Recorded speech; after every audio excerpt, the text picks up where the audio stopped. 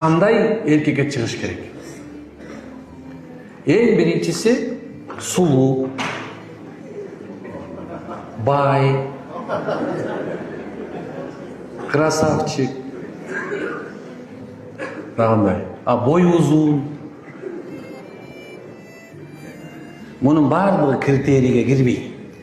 Бул критерий эмес, бул никедеги негизги нерсе. Имандууга тийиш керек. Бардык намаз окугандар занят. Айтайын деген нерсем ушул. Эгерде имандын кичинекей бир аламаты бар болсо дагы ошого турмушка чыккыла. Кез-кезде орозо кармап жүрөт. Мындай бир мечитке салым кошуп жүрөт. Балдарга мындай адилеттүү жагы бар. Ата-энесин жакшы карап жүргөн балдар бар. Бул имандуулуктун белгиси. Уяттуу, намыстуу, кээ бирде мындай бир кызарып кетет уялгандан. Бул имандын аламаттары. Мына ушундай болсо да ошол иманы бар деп ошого турмушка чыккыла.